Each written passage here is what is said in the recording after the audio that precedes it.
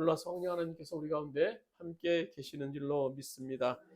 영국의 한 청년이 장난 삼아서 런던의 유명한 인사들에게 편지를 보냈어요. 한 20명한테 똑같은 메일로 편지를 보냈습니다. 그 내용은 단순했어요. 모든 것이 탈로 났으니 속히 피신하길 바람. 그 다음날 과연 어떤 일이 일어났겠습니까? 22여 명 모든 사람들이 런던에서 그 다음날 자취를 감춰버리고 없었다라는 그런 얘기가 있습니다. 이 얘기가 우리에게 던져주는 건 단순해요. 세상에는 죄인 아닌 사람이 없다라는 그런 말입니다. 오늘 본문 10절에서도 세상에는 의인이 없나니 하나도 없다라고 말씀해 주고 계세요. 우리가 오늘 로마서 3장을 보고 있는데요. 바울서는 로마서 1장에서 찬란한 헬레니즘 문화 위에서 건설된 대로마 제국 국민들의 그런 죄악들을 폭로하고 있어요. 그 로마의 죄악은요, 그 당시 하나님 없이 삶을 살고 있는 모든 이방인들의 죄를 대표하는 것으로 말할 수 있습니다. 그래서 그들이 자랑했던 정치, 경제, 사회, 문화 모든 것 상관없이 그들이 얼마나 깊은 불신앙과 부도덕의 죄악 속에 빠져 있는지를 고발하는 것이 1장의 내용이었어요. 그 다음 2장은요, 바울 사도는 유대인의 죄악을 이제 2장에서 고발하고 있어요. 그들은 로마인, 어떤 이방인, 뭐 헬라인, 뭐 이런 매우 부도덕한 그런 사람보다 매우 종교적이었고 매우 신앙적인 사람처럼 보였지만 그들도 죄인이라는 사실을 바울 사도는 2장에서 또 고발을 했고요. 이제 3장에서 들어와서는 우리가 18절까지 오늘 말씀 받는데요. 그래서 1절에서 8절까지는 바울은 여전히 죄가 없는 유대인들을 대상으로 해서 아주 논증적으로 이제 변론을 실시하고 있어요. 이것이 가상적 변론이라고 할 수 있는데요. 이 변론이란 가상적 변론이라는 것은 유대인으로부터 제기될 수 있는 어떤 몇 가지 논제들, 어떤 비방들, 우리가 이러이러했는데 우리는 죄가 없다라는 것을 예상해서 그 논제에 대해서 변증적으로 이제 바울 사도가 1절에서 8절까지 말씀을 전개하고 있는 거예요. 그리고 이제 3장 9절에서는 모든 사람 총망란 유대인, 뭐 헬라인, 모든 로마인 할 것 없이 다 죄인이다라는 결론을 내리는 것이 9절까지 말씀이에요. 그리고 11절에서 18절까지는 죄에 대한 그런 열매에 대해서 말씀해 주고 계신데요. 그럼 먼저 유대인을 향한 이 바울의 가상적인 변론, 첫 번째는 이것이죠. 1절에서 2절까지 말씀은요. 그럼에도 유대인의 나음이 무엇인가? 오늘 유대인들이 그렇게 변론을 하고 있다라고 바울은 얘기하고 있는 거예요. 우리 1절에서 2절 말씀 한번 본문 말씀 같이 읽도록 하겠습니다. 1절에서 2절입니다. 그런즉 유대인의 나음이 무엇이며 헬라 할례의 유익이 무엇이냐? 범사에 많으니 우선은 그들이 하나님의 말씀을 맡았습니다. 유대인들이 하나님의 백성이라는 칭호를 받는데 만약 이방인과 똑같은 죄인 된 사람이라면 나 유대인은 특권이 도대체 뭔가라는 거예요. 하나님 우리에게 이렇게 말씀 주셨고 할례를 허락해 주셔서 이렇게 성별되게 우리에게 허락해 주셨는데 그런 하나님이 왜 이걸 주었느냐? 할례의 유익이 뭐냐? 말씀을 받는 것이 무슨 유익이냐? 라고 유대인들은 자신의 나음을 오늘 주장하고 있다라고 바울 사도는 얘기를 하고 있는 거예요. 그래서 이 상황에서 가상적인 질문을 하고 있는 건데요. 바울은 그들에게 주어진 신앙적인 특권에 대해서 부인하지 않았어요. 그래, 너희들 말씀 있고 할례 받고 너희들 하나님의 말씀을 소유했지. 너희들 참 놀라운 특권이야. 그러나 바울이 그 다음에 덧붙이고 싶었던 얘기가 있었던 거예요. 당신들이 할례 받고 당신들이 하나님 말씀을 소유하는 건 놀라운 특권입니다. 그러나 중요한 것은 당신들의 이 말씀을 가지고 말씀대로 사느냐 하는 거예요. 주님께서 왜 당신들에게 말씀을 주시고 왜 성별하게 세웠느냐? 그것은 당신들이 우쭐하고 당신 특권만 내세우기 위한 것이 아니라 그 말씀대로 살라고 주셨다라는 거예요. 그래서 율법을 주시고 창세기부터 시작되는 그런 토라의 말씀을 하나님께서 허락해 주셨다라는 거예요. 그러나 그들은 그렇게 하지 못했죠. 예를 쉽게 들어볼까요? 한 가정에서 아빠가 여러 아이 중에 대표로 큰 아이를 불러서 아빠가 하는 말을 이제 잘 듣고 전달하라고 얘기를 했어요. 그것이 큰 아이가 갖는 것은 특권이에요. 그런 특권, 부모, 아버지에게, 아빠에게. 그렇지만 아빠가 하는 말을 직접 들었다고 해서 큰 아이가 아빠의 말에 더 순종할 수 있는 것은 아니라는 겁니다. 다른 차원의 얘기예요. 당시 유대인들은요, 굉장한 특권의식에 빠져 있었어요. 그러나 하나님께서는 유대인을 택하셨고 또 하나님의 말씀을 유대인에게 직접 맡겼지만 그렇다고 해서 유대인의 하나님 말씀대로 잘 살 수 있다는 보증은 되지 않는 겁니다. 오늘 유대인들이 이 모세 율법, 토라 하나님께 받았다는 게 굉장히 특권입니다. 그러나 바울은 그 특권이 당신이 삶을 하나님이 기대하시는 삶으로 만들고 있느냐라고 지금 묻고 있는 거야. 1절에서 2절에서요. 당신들이 이렇게 특권 받았는데, 이렇게 놀라운 하나님이 그 성별들이 받았는데 당신들이 그런 하나님의 말씀대로 살고 있느냐? 당신들은 그래서 죄인이라는 겁니다. 또 3절에서는 또 가정적 변론 3절에서는 이렇게 얘기하고 있죠. 우리 3절 말씀, 우리 본문 3절 말씀 같이 읽도록 하겠습니다. 어떤 자들이 믿지 아니하면 어찌하리요? 그 믿지 아니함이 하나님의 믿부심을 패하겠느냐? 오늘 그들은요, 유대인의 불신앙이 하나님의 신실하심을 무효하게 할 수 있는가? 우리가 이렇게 하나님 말씀 불순종하고 우리가 연약하니까 우리 하나님에게 우리에게 주신 그 말씀, 신실하신 하나님 우리에게 주셨지만 우리의 그 불성실하기 때문에 그 하나님 말씀이 무효화되고 우리 하나님이 신실하지 않을 수 있겠느냐? 라고 바울서들은 유대인이 생각했던 것에 대해서 이제 질문을 던지는 거예요. 어떤 자들은 누굽니까? 어떤 자들은 유대인을 말하는 유대인들. 이 믿음 없는 유대인들의 특권이 하나님 앞에서 아무런 의미를 갖지 못한다고 한다면 유대인의 불신적으로 인해서 하나님의 신실하심이 무효화가 되는 게 아니냐라는 거예요. 무효화가 되는 거예요. 즉 하나님과 유대인과의 맺은 그 계약, 그들에게만 보여주신 그 특권. 그래서 구약 성경에 보면 아브라함에게 주셨던 그런 세계 복음화에 대한 비전들, 또 세상을 섬기기 위한 그런 것들, 모든 것이 근본적으로 문제가 되지 않겠느냐라고 오늘 유대인들이 고발할 수 있다, 얘기할 수 있다라는, 질문할 수 있다라는 것이 바울서의 얘기예요. 이것은요, 우리에게도 오늘 해당되는 말씀이기도 합니다. 하나님께서 우리에게 약속하신 말씀이 있어요. 여러분 가정에, 여러분 자신에게 하나님께 주신 그 말씀들이 있어요. 때때로는 그 말씀을 보면서 우리는 연약해. 야, 이게 될까? 이게 될까? 이게 이루어져? 분명히 하나님이 나에게 주신 말씀이 있는데, 약속이 있는데 이거 될까? 의심을 가져요. 왜? 우리를 바라보고 우리의 신실하지 못함, 우리의 불성실함을 보기 때문에 우리는 의문을 갖게 되는 거예요. 그러나 그것은요, 우리의 연약함이나 우리의 신실함이지 못하기 때문이지 하나님의 연약함이나 하나님의 신실함이 아니라는 겁니다. 그분은 여전히 계속 그 약속을 실행하고 계세요. 약속을 계속 실행하시면서 여전히 당신의 신실하심을 증명하고 계시는 겁니다. 오늘 질문은 그거예요. 이 유대인의 민족, 이 민족을 통해서 이루시겠다고 연약하신 하나님의 계획들과 약속들은 어떻게 될까요? 무효가 될까요? 무효가 될까요? 바울은 스스로에게 질문을 던지면서 대답하고 있는 거예요. 그래서 우리가 읽은 3절에서 계속 얘기하고 있는 거, 어떤 자들이 믿지 아니하면 하나님이 약속하신 그 유대인들이 믿지 아니하면 믿지 아니함이 하나님의 믿부심, 하나님의 신실하심을 상처입거나 피할 수 있겠느냐라는 거예요. 하나님은요, 우리 인간으로부터 배신당하실 수 있어요. 그러나 하나님께서는 그 관계를 철회하지 않으십니다. 오늘 메시아신 예수님께서 그 약속대로 이 세상에 오셨으나 유대인들은 그를 영접하지 않고 예수님을 핍박했죠. 오히려 어떻게 했습니까? 십자가에 못 박는 자리까지 세워놓으셨어요. 그렇다고 해서 하나님이 신실하신, 하나님이 구약에서 약속하신, 하나님이 그 우리들에게 말씀하신, 아브라함이 말씀하신 그 약속이 무효화됐습니까? 무효화되지 않았다는 거예요. 사람들의 불성실, 그리고 이스라엘 백성들은 유대인의 불성실에도 불구하고 하나님은 반드시 언약하신 대로 성취하신다라는 거예요. 이것이 하나님 입장에서 보면 어떻게 보면요, 하나님의 성실하심이 더 드러낼 수 있는 좋은 기회가 될 수 있는 겁니다. 그러나 오늘 유대인들은 그렇게 생각하지 않았어요. 그렇기 때문에 우리의 불성실, 인간의 이고 유대인들의 불성실이기 때문에 하나님도 신실하지 못한 분이 아니냐라는 겁니다.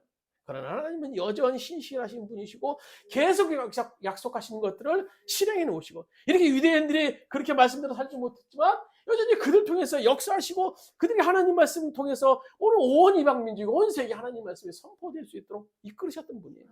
그러니 이것이 자신들의 불성실로 인해서 하나님도 불성실할 수 있다라는 유대인의 불신앙에 대한 그것을 정당화해 주지 못한다라는 겁니다.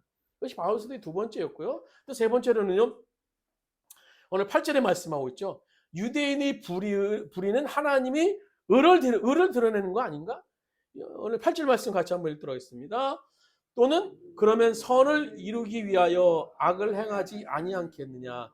어떤 이들이 이렇게 비방하여 우리가 이런 말을 한다고 하니 그들은 정죄받는 것이 마땅하니라. 오늘 더 쉽게 오늘 세번역 버전 그 주보에 있는 8절 말씀 한번 좀 쉽게 풀어놨는데요. 8절 말씀 같이 읽도록 하겠습니다. 그리고 어떤 사람은 우리가 선을 이루기 위하여 악을 행하자고 말했다면서 우리를 헐뜯고 다니는데 그들은 당연히 죄인 취급받아야 합니다. 그래서 일종의 궤변이죠. 궤변. 우리로 말미암아 의로우신 하나님이 상대적으로 나타났다면 우리는 불의하지만 우리는 연약하지만 우리를 통해서 쓰임받으신 것이기 때문에 그럼 우리는 선을 이루기 위한 도구로 쓰임받아서 우리가 또 좋은 거 아니야? 라는 거야.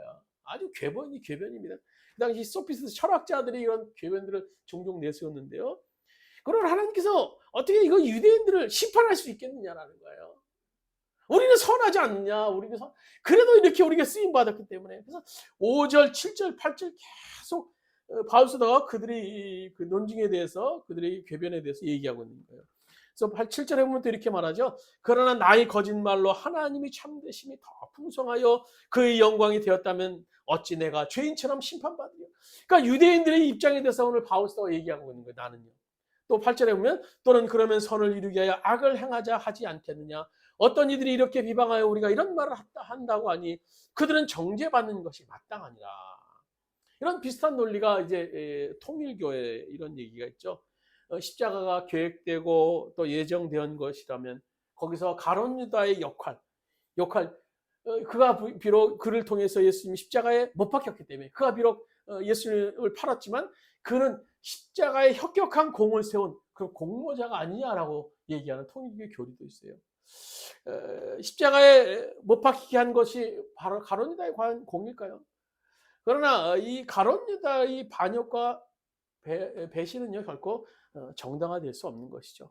사람의 불의가 하나님의 의를 드러난다면 그 불의한 것이 용서될 수 있을까요? 바울의 대답은 결코 그럴 수 없다라는 겁니다. 그래서 이제 유대인들이 나는 이방인과 똑같은 죄인으로 분리될 수 없다라고 하는 그런 모든 변론에 대한 바울의 답변. 그래서 그들이 특권에 대한 무효용성. 우리는 이러기 때문에 우리는 하나님 앞에서 죄인도 아니고 우리는 선하고 우리는 하나님 앞에 올바른 사람입니다라고 하는 대변. 또 하나는 우리가 그렇다고 한다면 우리가 이렇게 하나님 앞에 심판받을 죄인이라고 한다면 당신이신 하나님은 신실하지 못한 분이 아닌가라는 그런 또 변론. 또 하나는 우리들이가 이렇게 불성실하게 됐지만 우리를 통해서 하나님의 의를 이뤘기 때문에 우리는 좋은 사람이다라고 얘기하는 것. 그래서 이런 것들을 총괄해서 그들은요 나는 죄인이 아니라는 겁니다. 너희들이 그 당시 얘기하는 것들에 대해서 바울 사도가 정리해서 얘기하는 거예요. 너희들이 이러한 부분에서 죄가 아니라고 하지만 이런 부분도 결국 죄인이라는 거예요. 그래서 9절에서 바울이 결론을 맺고 있죠. 9절 말씀 같이 한번 읽도록 하겠습니다. 그러면 어떠냐? 우리는 나으냐? 결코 아니라 유대인이나 헬라인이나 다 죄 아래 있다고 우리가 이미 선언하였느니라. 다 죄 아래 있느니라. 다 죄 아래. 성경의 엄격한 판단과 하나님의 선언 앞에 누가 예외일 수 있겠습니까? 오늘 바울이 말하는 유대인들 죄의 핵심은요. 율법을 지켰느냐 안 지켰느냐, 너희가 선하게 살았느냐 안 살았느냐, 그것이 아니라 인간의 본성적인 측면에서 누구나 다 지옥에 갈 수밖에 없는 죄인이라는 겁니다. 예전에 국민일보의 칼럼에 실린 내용인데요. 칼럼니스트가 한 노인을 문병갔어요. 그분은 이제 서울대학 병원에서 특실에서 입원하신 분으로서 그 당시 외교관으로서 아주 크게 활동하시고 연세가 이제 많으셔서 병원에 계셨는데요. 그분은 평소에도 성인 군자 같은 분, 굉장히 점잖고 예절도 바르시고 그런 분이셨어요. 근데 그 칼럼니스트가 필자가 이제 그 경실을 들어가서 이제 면회를 하려고 그러다 보니까 그러는데 환자 부인 되시는 분이 막 데리고 나오면서 조용히 귓속말로 하시더라고요. 우리 대사님이 언제부턴가 이렇게 쌍욕을 하신다고. 그래서 혹시 놀라지 마시라고, 보는 사람마다 막 쌍욕을 하는데 좀 이해 좀 해달라고 얘기를 하는 거예요. 상대가 누구든지 덮어놓고 욕부터 막 한다는 거예요. 평소엔 욕이라는 것은 모르고 막 그렇게 사는 사람들이 막 치가 떨며 살았던 그런 분인데, 이제 남이 병만 하나 오면 오자마자 무조건 막 욕을 하는데 부인이 이제 두렵다라는 거예요. 이제 탄식을 하는 거예요. 누가 오면 좀 오지 않았으면 좋겠는데 가끔 오시는 분이 있는데 너무 두렵다는 거예요.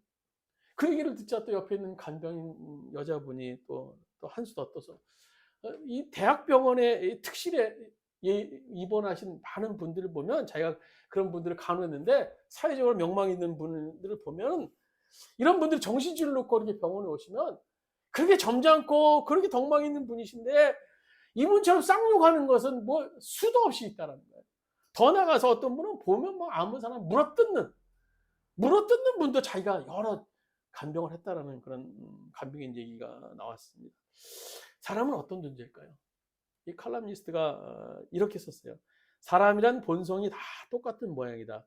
욕하고 물어뜯고 싶고 본성을 평생 억제하며 사는 것뿐이지 그 속에 있는 본성은 다 똑같다. 다 똑같다.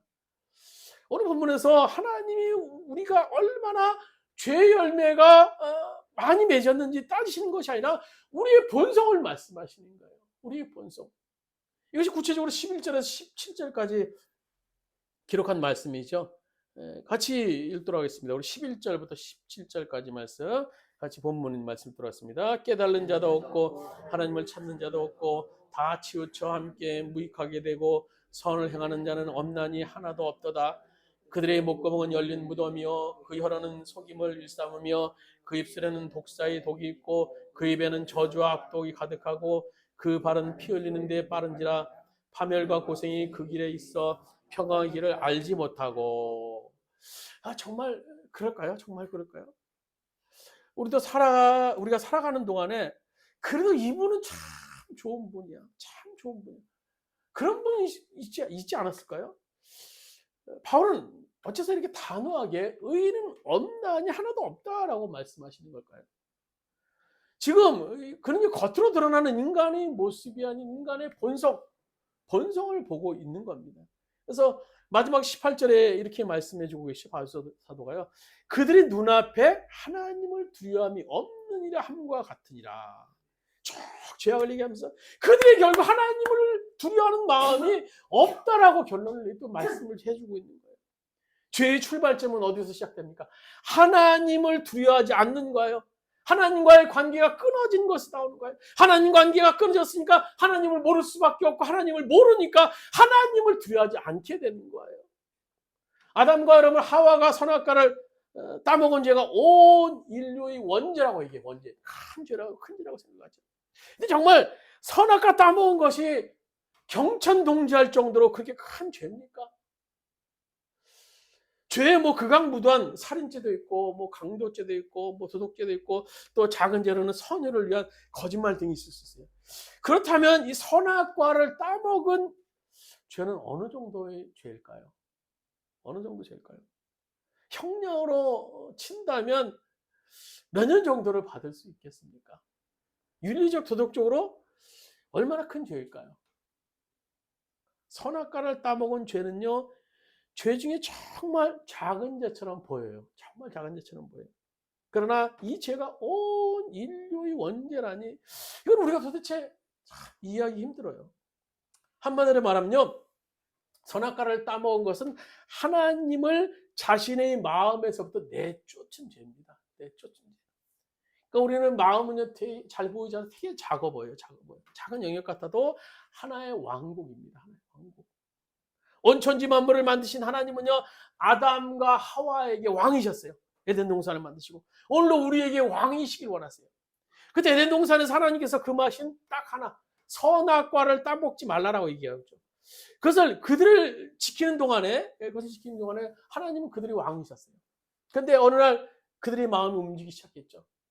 왜 하나님은 동산에는 그것을 다 마음대로 할 수 있다고 하셨는데 왜 저 선악과는 금지하셨을까? 왜 저건 딱 먹지 못하게 하셨을까? 저걸 먹으면 하나님과 같이 된다고 하는데 정말 그럴까? 이렇게 마귀가 이 하와의 마음을 흔들자 그리고 마음을 품게 되고 의심을 감게 되지 결국은 유혹에 넘어 하와가 이제 선악과를 따먹게 됩니다. 그때부터 하와의 하나님은요 자기 자신입니다. 자기 자신. 사실 실제로 그 주인은 누구냐? 마귀예요. 마귀가 하와의 주인이 됩니다. 그래서 결국 이제 아담도 아내의 말을 듣고 선악과를 이제 먹게 되는데요. 선악과를 따먹은 죄는요 하나님의 왕대심을 거절하는 겁니다. 이것이 죄의 본성이라는 거예요. 죄의 본성, 죄의 본성. 그리고 이것이 죄의 원죄입니다. 죄는 사람들이 마음에 하나님을 두기 싫어하는 거예요. 두기 싫어하는 거예요. 너무나 작아 보여요. 선악과 따먹는 거예요. 너무나 우습게 보여요. 너무나 작은 것처럼 보여요. 하지 않을 것 없으면 하나님 두기 싫어하는 거예요. 너무나 작아 보여요. 아이 그딴 거면 안 믿을 수 있지. 그게 뭐야? 그게 뭐 대수야? 오늘 로마서 1장 28절에 이렇게 말합니다. 주보했습니다. 또한 그들이 마음에 하나님 두기를 싫어하며 오늘 이방인들 로마 사람들의 죄를 지적하면서 오늘 바울 사도는 얘기합니다. 그들이 하나님 마음을 두기 싫어하며 마음에 하나님을 두기 싫어했다고 얘기하고 있습니다. 성경은 우리가 하나님을 마음에 두기 싫어한다고 합니다. 왜냐하면 자기 마음대로 살지 못하기 때문에. 자기 마음대로 살지 못해요.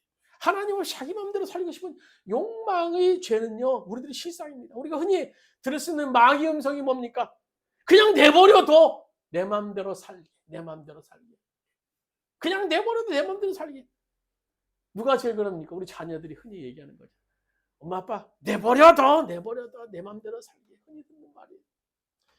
이제 자기가 하나님이라는 거예요.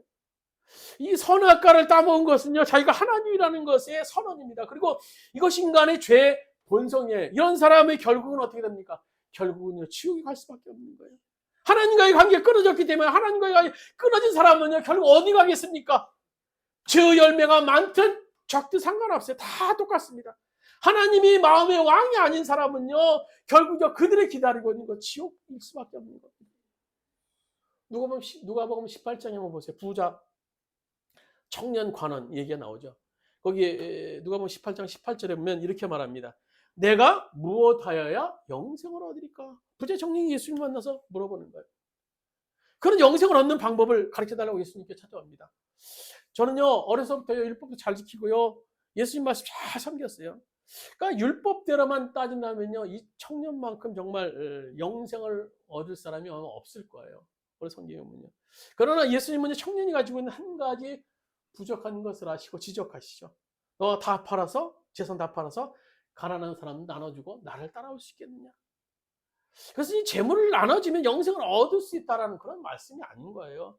물질이 영생의 조건이 아니라 더 근본적인 질문을 하고 있는 거예요. 지금 너의 마음의 주인이 누구냐? 너의 마음의 지금 주인이 누구냐? 지금 물질이 너의 마음의 주인이라면 내려놓아야 된다는 거예요. 내려놓아야 되는 거예요. 부자이고 관원이고 청년으로 율법의 선수라고 자청하지만 지금 내 마음의 주인이 누구냐라는 거예요. 너를 지배하고 있는 것이 누구냐라는 거예요. 주님이 마음의 왕인 사람, 그 사람에게 물질을 버리고 예수님을 따른다는 것은요 큰 문제가 되지 않을 수 있습니다. 주님이 내 마음의 주인이십니다. 왕입니다.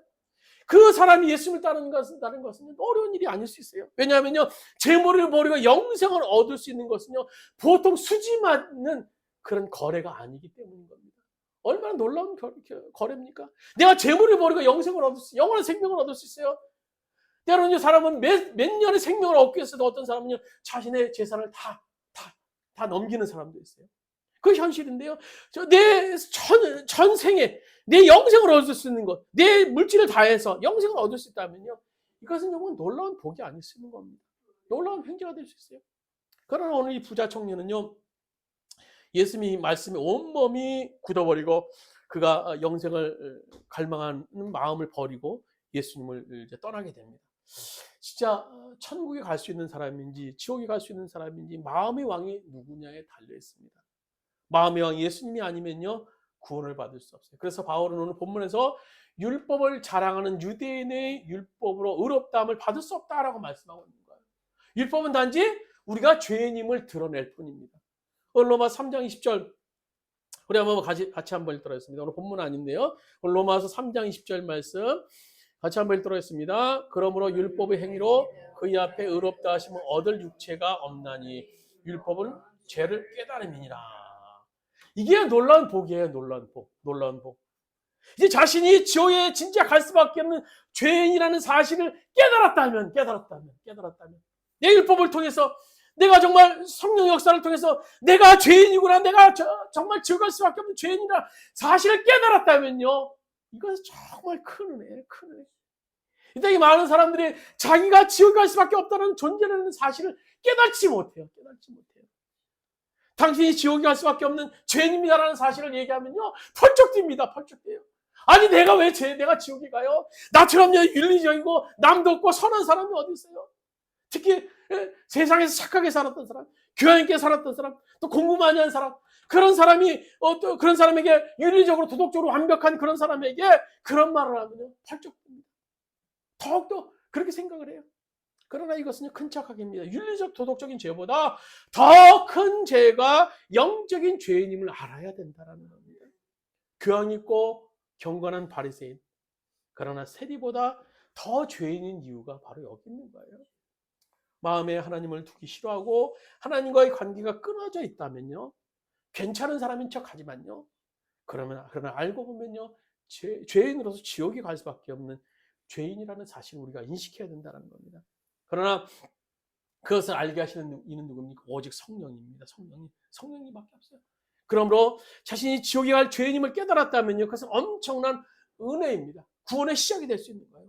어느 사도 바울은 누구나 죄 아래에 있기 때문에 지옥에 향해 갈 수밖에 없는 존재라는 사실을 깨닫기 원했어요.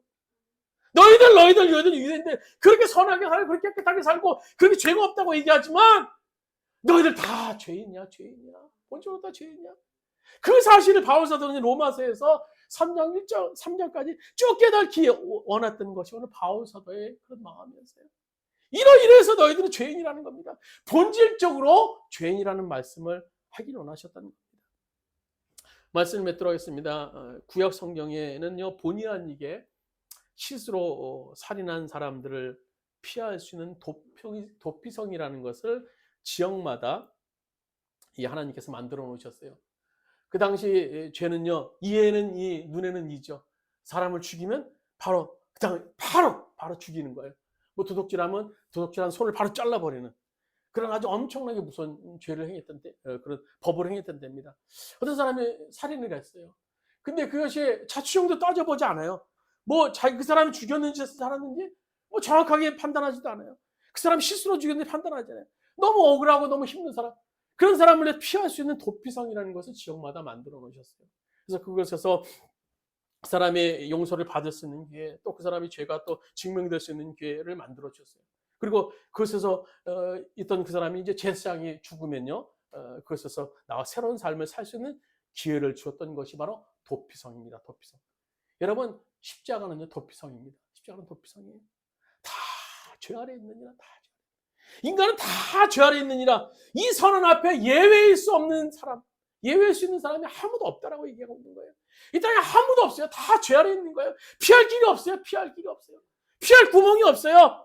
뭐 하늘이 무는 솟아날 구멍이 있다고 그러지만요, 모든 사람이 죄 아래 있는 것은요, 태어난 이상 피할 수 없는 그런 사실인 겁니다. 누구나 다 하나님의 공의로운 심판과 하나님의 진노를 피할 수밖에 없는 것이 오늘 우리 인간의 모습이에요. 인간입니다.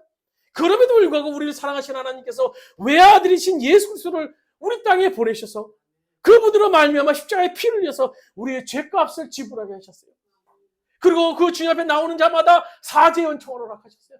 다 죄 아래 있는 자마다 그 은총을 던지는 자마다 다 죄 아래 있는 자를 살게 하시는 그런 축복을 허락해 주셨어요. 용서가 있습니다. 거기 새 생명이 있어요. 영생이 있었던 거예요.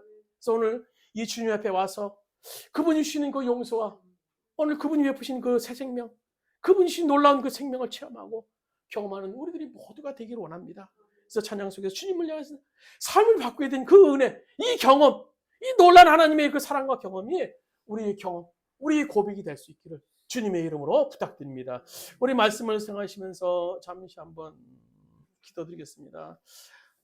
우리가 얼마나 큰 죄인인가, 얼마나 무서운 죄인인가. 우리는 태어날 때부터 다 죄된 백성입니다. 주님, 죄 아래 먹을 수밖에 없는 나, 이렇게 큰 죄인 나, 주님 용서해 주옵소서. 십자가 앞에 나갑니다. 다 죄 아래 있느니라. 다 죄 아래 있느니라. 주님 인도해 주세요. 우리도 인도해 주시고 우리 자녀들도 인도해 주시고 우리 이웃들도 인도해 주시고 그들 가운데 성령께서 역사하여 주셔서 성령께서 일하여 주셔서 그 마음에 하나님 없이는 내가 살 수 없는 존재라는 것을 깨달을 수 있도록 성령 역사해 주옵소서. 우리 주여 한번 외치합시면서 동성으로 기도드리겠습니다. 주여 아버지 하나님, 아버지 하나님, 아버지 하나님 인도해 주옵소서. 성령이 우리 가운데 인도하여 주옵소서. 성령이 우리 가운데 역사하여 주옵소서. 아버지 주님 바라봅니다. 주님 능력을 바라봅니다. 주님의 능력을 바라봅니다. 우리는 다 죄 아래 있습니다. 우리는 다 죄 아래 있습니다. 우리가 왕입니다. 우리가 왕입니다. 마귀와 유혹 앞에 넘어가서 우리는 세상에 사는 동안에 우리가 왕인 것처럼 살고 있습니다. 주님 용서하여 주옵소서. 성령이여 우리 가운데 역사하여 주옵소서. 우리 자녀들 가운데 역사하여 주옵소서. 아버지 이 땅에 믿지 않는 영혼 가운데 성령이 역사하여 주옵소서. 나는 죄인입니다. 나는 죄인입니다. 나는 극악무도한 죄인입니다. 깨달을 수 있는 그 은혜가 성령의 역사로 우리 가운데 있기 원합니다. 성령의 역사로 우리 가운데 있기 원합니다. 주님 도와주셔서 주님 우리를 죄 아래 아버지 죄인의 자리에 서게 하여 주옵소서. 죄인의 자리에 서게 하여 주옵소서. 죄인의 자리에 서게 하여 주옵소서. 주님 없이는 살 수 없는 존재입니다. 아버지와 주님의 십자가 앞에 나갈 수 있는 우리 모두가 될 수 있도록 주님 은혜를 베풀어 주옵소서. 여호와의 역사여 주시옵소서. 여호와의 은혜를 베풀어 주옵소서. 여호와여 우리 가운데 아버지 선의 도구로 사용하여 주시옵소서. 아버지와 주님 구원하여 주옵소서. 주님 구원하여 주옵소서. 주님 구원하여 우리는 죄인입니다. 주님 나는 죄인입니다. 주님 나는 죄인입니다. 주님 불쌍히 여주옵소서. 주님 불쌍히 여주옵소서. 주님 불쌍히 여주옵소서. 주님 불쌍히 여주옵소서. 주님 불쌍히 여주옵소서. 아버지가 주님 도와주옵소서. 주님 도와주옵소서.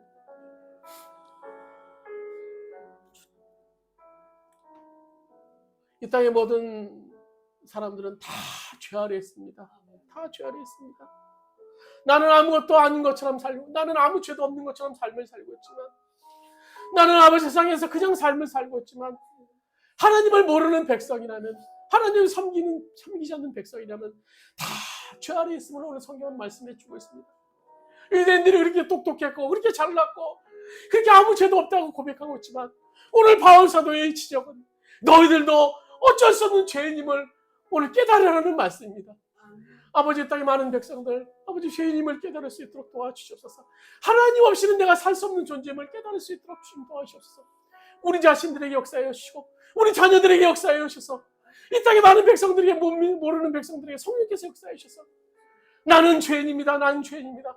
하나님 없이 살 수 없는 죄인임을 깨달을 수 있는 성령의 역사가 오늘 그들 가운데 일어날 수 있도록 주인도 하여 주시옵소서. 성령의 그들 마음에 녹화하여 주시옵소서. 성령의 그들 가운데 인도하여 주옵소서. 그래서 자기가 죄인임을 깨닫고 다 십자가 앞에 나와서 죄를 고백하는 놀라운 역사들이 오늘도 우리 가운데 일어날 수 있도록 주님 나부터 일어날 수 있도록 주님 인도하시고 역사하여 주시옵소서. 이제는 우리 주 예수 그리스도의 은혜와 하나님 아버지의 영원에서 살아가심과 보혜사 성령님의 감동 내지 교통하시는 은총이 나는 아무 죄가 없고 나는 똑똑한 것 같고 나는 선한 것 같지만 내가 하나님을 모른다면 내가 십자가의 은혜가 없다면 다 죄인임을 깨달아라는 바울 사도의 그 고백 지옥에 갈 수밖에 없는 죄인이라는 그 고백을 깨닫고 그 고백대로 살며 아버지를 믿지 않는 영혼들에게 주의 말씀을 전파하며 증거하기 원하는 오늘 모든 주원의 성도들 머리에 그의 가정에 사업장과 직장에 이 민족에 이제부터 오늘까지 함께 하시기를 간절히 축원하옵나이다. 아멘.